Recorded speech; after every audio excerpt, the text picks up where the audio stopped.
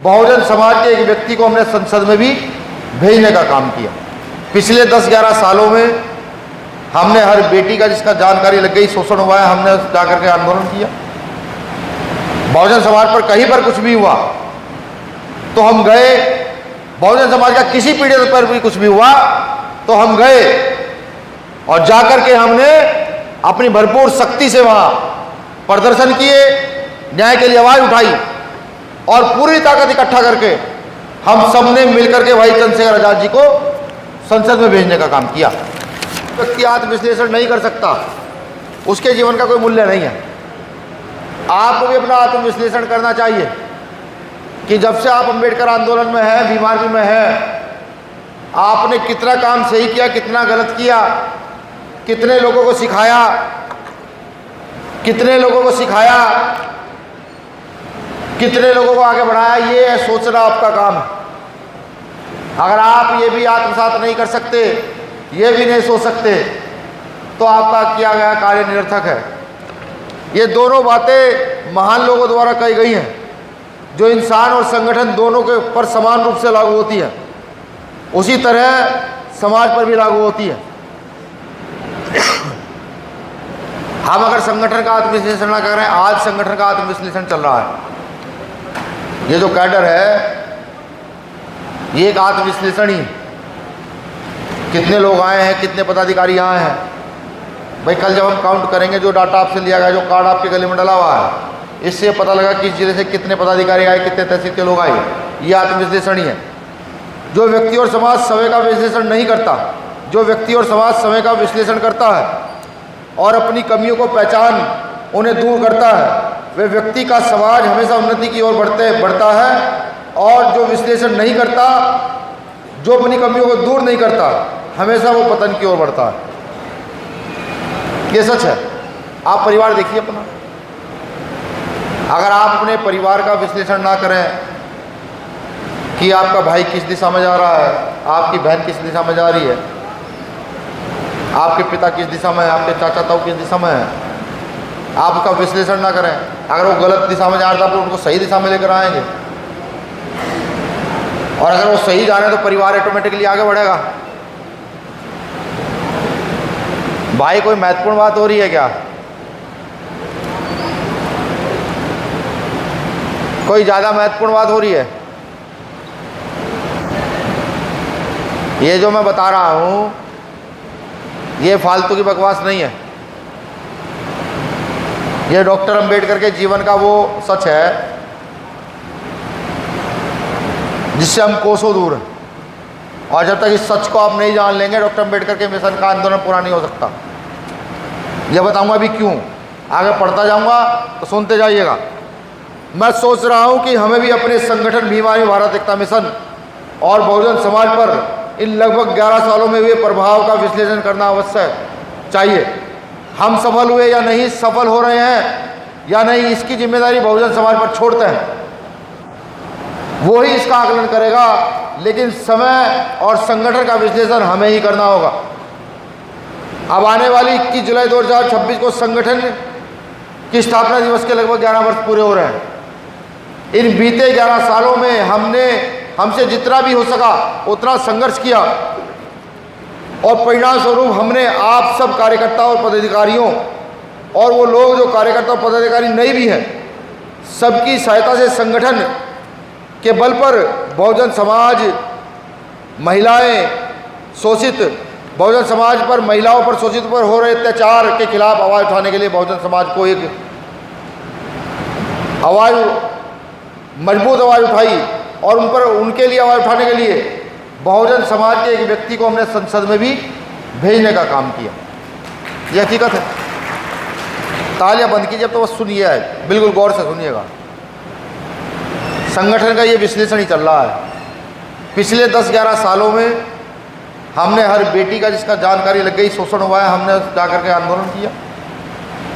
बहुजन समाज पर कहीं पर कुछ भी हुआ तो हम गए, बहुजन समाज का किसी पीड़ित पर भी कुछ भी हुआ तो हम गए और जाकर के हमने अपनी भरपूर शक्ति से वहाँ प्रदर्शन किए, न्याय के लिए आवाज़ उठाई और पूरी ताकत इकट्ठा करके हम सब ने मिलकर के भाई चंद्रशेखर आज़ाद जी को संसद में भेजने का काम किया। अगर हम सब एकजुट ना होते, विखंडित होते, विघटन में जाते, तो क्या आज हमारा एक सांसद बन पाता?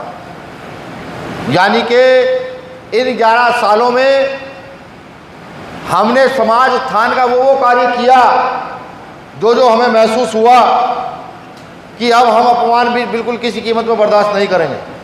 वो जो फूले वाली कहानी सुनाई है, आज हम इस कदर खड़े हुए हैं कि अगर हमें कोई गाली दे देता तो हमें नींद नहीं आती है, जब तक हम जाकर FIR दर्ज ना करा दें, मुकदमा दर्ज ना करा दें। ये सम्मान पैदा कहाँ से हुआ? ये सम्मान डॉक्टर अंबेडकर का जो मिशन है उसका जब आप आत्मविश्लेषण करोगे, ये सम्मान उसी की देन है कि बाबा साहब अंबेडकर, फूले साहब, मान्यवर काशीराम साहब, उसी का आत्मविश्लेषण कर आज हम सम्मान महसूस कर रहे हैं। लेकिन आज तक मेरे संगठन, लेकिन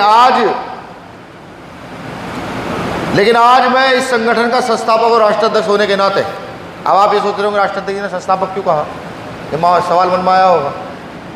क्योंकि इस संगठन के 2 संस्थापक हैं, एक संस्थापक भाई चंद्रशेखर आज़ाद और दूसरा संस्थापक भाई मेरे रतन सिंह। यह मैं इसलिए कह रहा हूँ कि जो विरोधी लगातार कान भरने का काम कर रहे हैं ना, उनके कान में ये आवाज़ चली जानी चाहिए कि अगर चंद्रशेखर आज़ाद इस संगठन की का शरीर है तो विनय रतन सिंह इस संगठन की आत्मा है, और अगर विनय रतन सिंह इस संगठन की आत्मा शरीर है तो चंद्रशेखर आज़ाद इसकी आत्मा। ये आवाज़ उन तक पहुँचाने के लिए है। तो मैं इस संगठन का संस्थापक राष्ट्राध्यक्ष होने के नाते मैंने अपने विश्लेषण में कुछ पाया, वह यह है कि जब से आज़ाद समाज पार्टी अस्तित्व में आई है, हमने सामाजिक गतिविधियों से ज़्यादा राजनीतिक रुचि दिखाई है। खुद को आत्मसात करें, खुद का विश्लेषण करें। पार्टी बनी, पार्टी बनने के बाद हम सब ने सोचा हम बहुत जल्दी विधायक, MP, MLA, जिला पंचायत, BDC बन जाए, और हमने अपना सामाजिक काम छोड़ करके राजनीतिक काम को 100% एक्सेप्ट किया। जबकि बाबा साहब अम्बेडकर ये कहते हैं कि जिस समाज की सामाजिक जड़ें मजबूत नहीं हो सकती उसका राजनीतिक पेड़ कभी नहीं चलेगा, उत्थान होगा नहीं। तो हमने जैसे सामाजिक काम छोड़े तो कहीं ना कहीं किसी ना किसी रूप में छोटा छोटा अपमान का सहन करना पड़ा। जबकि हमारा उद्देश्य बहुजन समाज पर हुए अत्याचार व महिला उत्पीड़न के खिलाफ संघर्ष करना था, क्योंकि जब बहुजन समाज के खिलाफ अत्याचार हो रहे हैं, महिला उत्पीड़न हो रहे हैं, किसानों का पर अत्याचार हो रहे हैं, हमारे जो मूलभूत सुख सुविधाएं हमें मुश्किल से मिली हैं, रिजर्वेशन की सुविधा है वो खत्म धीरे धीरे की जा रही है, देश को धीरे धीरे प्राइवेटीकरण की ओर लेके जाया जा रहा है। आप देखेंगे कि पेंशन, सरकारी पेंशन जो थी वो योजना खत्म है, बैकलॉग खाली है। ये काम हमें करना चाहिए था, लेकिन हमने ये काम छोड़ करके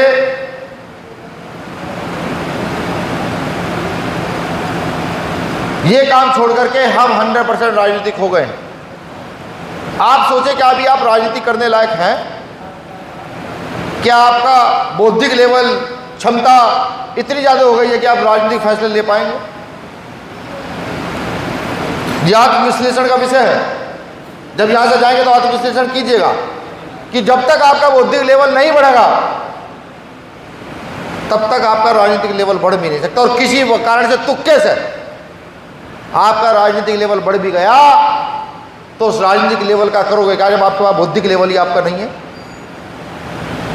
तो पहले भीम आर्मी के व्यक्ति को अपना बौद्धिक लेवल बढ़ाना होगा।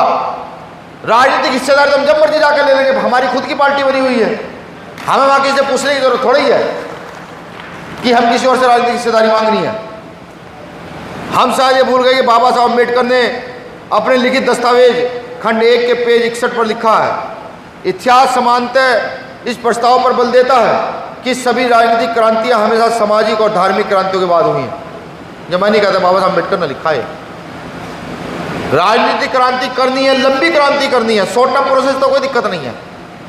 Short term process RPI, short term process DS4 Kashiram साहब ने चुनाव लड़ाए DS4 से, शॉर्ट टर्म प्रोसेस में बसपा, क्या हम भी शॉर्ट टर्म प्रोसेस में ही रहना चाहते हैं, या फिर अपने संगठन और पार्टी को ऐसे स्थापित करना चाहते हैं कि जो आने वाले समय में ये भी अगले 20, 30, 50, 100 साल के लिए स्थापित हो? ये तय आपको करना है। जैसे अमेरिका के किंग मार्टिन लूथर जूनियर ने जो सामाजिक और धार्मिक आंदोलन चलाया था, उसके बल पर उन्होंने 1946 में वहाँ के काले लोगों को वोट का अधिकार प्राप्त किया और अपनी सामाजिक एकता के बल पर बिना अपनी कोई पार्टी बनाए डेमोक्रेटिक फ्रंट पार्टी से 2008-9 में मात्र 44-45 साल में दुनिया के सबसे शक्तिशाली देश के माननीय बराक ओबामा के नेतृत्व बराक ओबामा तो जानते थे ब्लैक था, के नेतृत्व में हुक्मरान बन गए।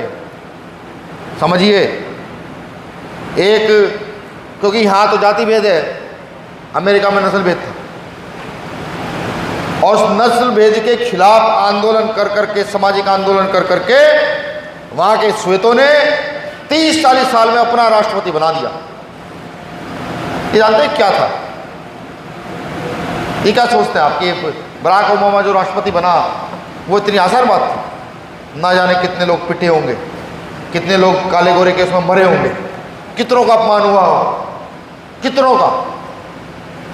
लेकिन उन्होंने पहले अपने बौद्धिक लेवल को बढ़ाया, बौद्धिक लेवल को इस हद तक बढ़ाया कि वहाँ के गोरों को एक्सेप्ट करना पड़ा कि नहीं, यहाँ के ब्लैक जो है ये हमसे ज़्यादा बुद्धिजीवी हो चले हैं और सत्ता इनके हाथ में चली जानी चाहिए, ये सत्ता चला सकते हैं। यही हमें भी करना होगा। ऐसा भारत में क्यों नहीं हुआ, जबकि हम वोट का अधिकार संविधान ने 1950 में लागू होते ही दे दिया और अमेरिका में काले लोगों को 14 साल बाद मिला था, लेकिन हम 85% होने के बावजूद भी देश में आज 76 साल बाद भी शासक नहीं बन पाए। हमारे बाद, हमारे देश को आज़ाद होने के बाद, संविधान मिलने के बाद 16 साल बाद अमेरिका को वोट का अधिकार मिला था, वहाँ के ब्लैक को। समझ रहे हैं? हमें 50 में मिल गया था, 16 साल बाद यानी कि उन्हें मिला 76 में। लेकिन वो अपनी सत्ता काबिज करने में स्थापित हो गए, लेकिन हम कहाँ रहे? इस पर कभी विचार किया है? नहीं विचार किया तो मेरे साथियों विचार करना, क्योंकि आने वाली नस्लें हम लोगों के लिए क्या रखेंगी ये तय हमें करना है। आने वाली नस्ल हमारे लिए फूल रखेगी या गालियां रखेगी, ये हम लोगों को तय करना है। और हर व्यक्ति यहाँ जो बैठा है, मैंने पहले ही कहा था कि आप आम आदमी नहीं हैं। अगर आप आम आदमी होते तो यहाँ ना होते। आप इस उत्तर प्रदेश की रीढ़ है, आपके नेतृत्व में ये प्रदेश काम कर रहा है भीम आर्मी के रूप में। तो आने वाली नस्लें भी जवाब भी आपसे पूछेंगी और सवाल भी आप ही से करेंगी। जैसा आपने देखा होगा, जब सावरकर की बात आती है तो उसको क्या कहा जाता है? गद्दार कहा जाता है, नहीं कहा जाता है। और जब भगत सिंह का नाम आता है तो हम सबके सर उनके सम्मान में झुक जाते हैं, नहीं झुक जाता? तो यही आने वाले समय में होगा।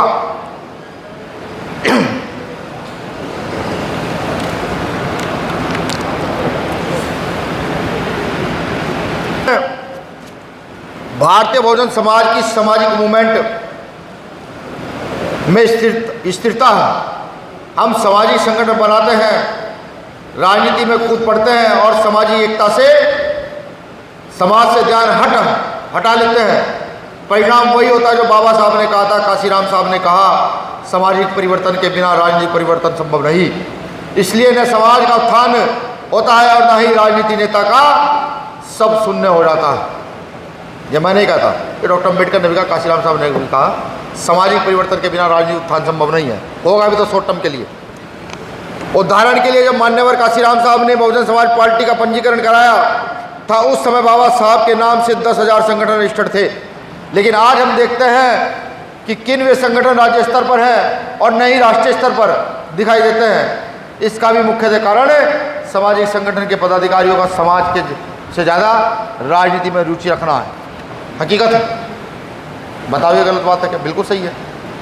इसलिए मैं महसूस करता हूँ कि हमें अपनी ऊर्जा संगठन को सुदृढ़ करने में, कार्यकर्ताओं को ट्रेन करने में लगानी चाहिए, जिससे कि हम अपनी 6,743 जातियों या इसमें भी ज़्यादातर उपजातियों में बटे समाज को एक कर सकें, क्योंकि समाज को संगठित किए बिना समाज का कोई अर्थ नहीं हो सकता।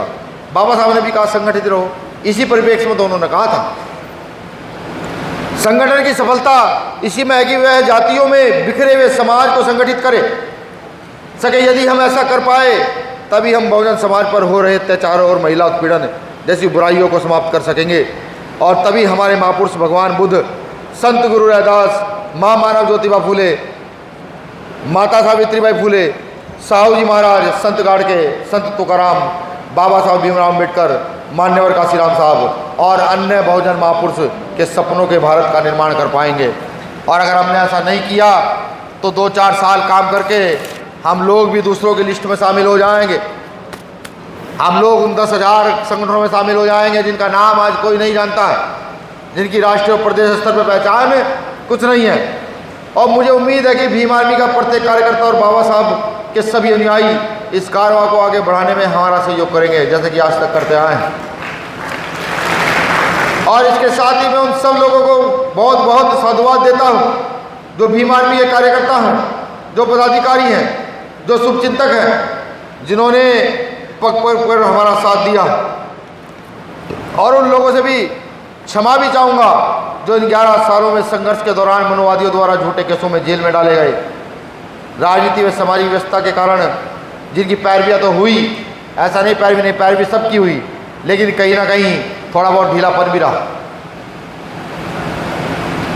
भीम आर्मी के संस्थापक राष्ट्रीय अध्यक्ष होने की हैसियत से मैं यह भी वादा करता हूं कि अब हम पूरा ध्यान संगठन और कार्यकर्ताओं पर देंगे, जिससे कि भविष्य में समस्या उत्पन्न न हो और हमारा राजनीतिक दल भी मजबूत हो सके।